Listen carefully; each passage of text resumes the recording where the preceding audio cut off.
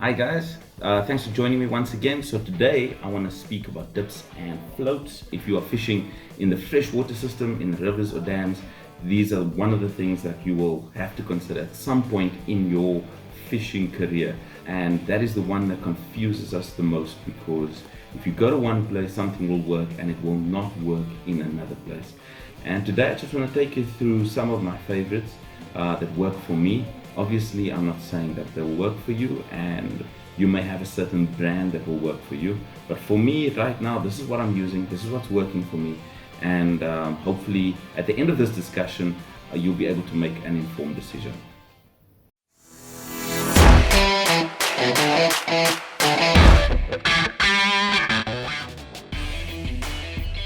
Okay, cool. So I've lined up a few of the dips that I've come across and that I've been using, and I've been sponsored by the Engel friend, and he's given me a few dips to try out, and I must say I've had some huge success with them.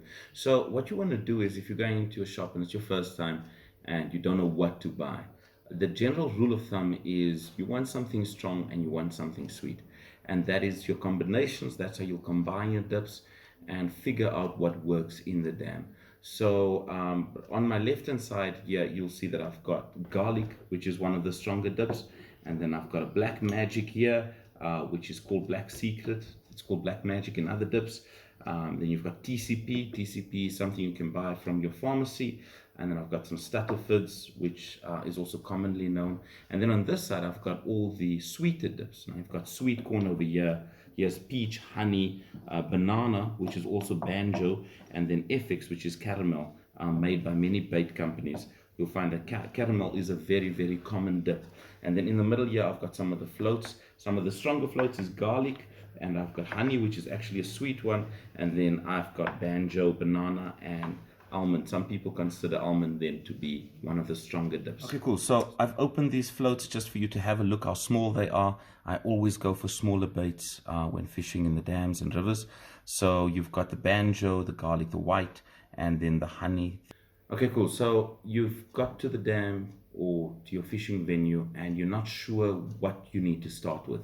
I always start with something clean on a one rod, and on the other rod I'll start with very little of whatever my combinations are. So in my videos where I'll be taking you through the fishing and what I'm doing at the dam, I'll show you how much I put on the ball before I cast, so that you get an idea of how much. So some guys think that they need to really flood the ball, and that's not what you want to do. You want to put on as little as possible, because once that dips in the water, you can't get it out again. So I always say put on a little bit, and if it's not working, you can always put a little bit more. So to start off with, you've got garlic, which is a good start for most people, but a lot of people like to fish with garlic in the winter.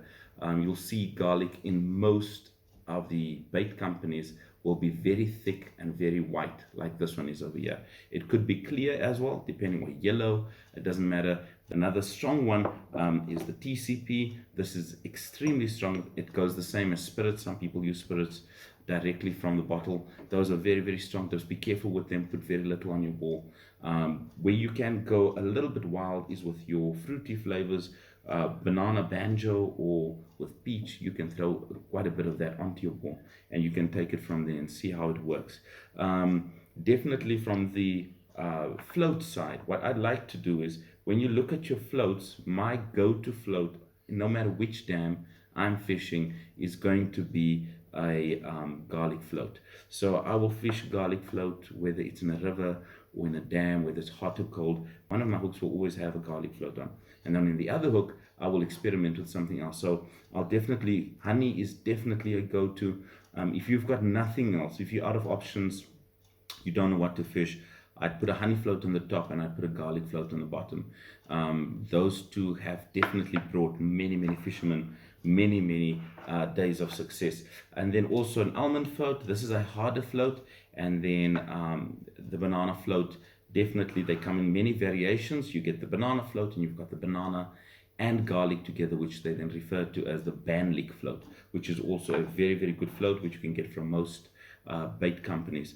I think you just need to watch out when you are buying any of these things, that you're not spending too much money. I'd say buy yourself 1, 2, or 3 strong dips, and then get yourself 3 sweet flavors that should work. And what I have in front of you today is definitely, I'd say, the 8 or 9 dips that you could go to for absolutely any venue in South Africa. Again, these things do not make you catch fish. You can catch fish with a plain ball, and never ever forget that. If you're going to a dam, you can always go plain, but the dips definitely enhance and draw the fish closer to your spot. Okay, guys, so that's all from me. Go into the shop, open the dips, smell it for yourself, and you make the decision. Remember, the most expensive dip is not always the best. The most expensive float is not always the best. You need to find out what works for you, watch your pocket, and don't be that fisherman that gets caught. You need to go out there and catch fish. So let's go out there and enjoy yourselves. See you at the dam.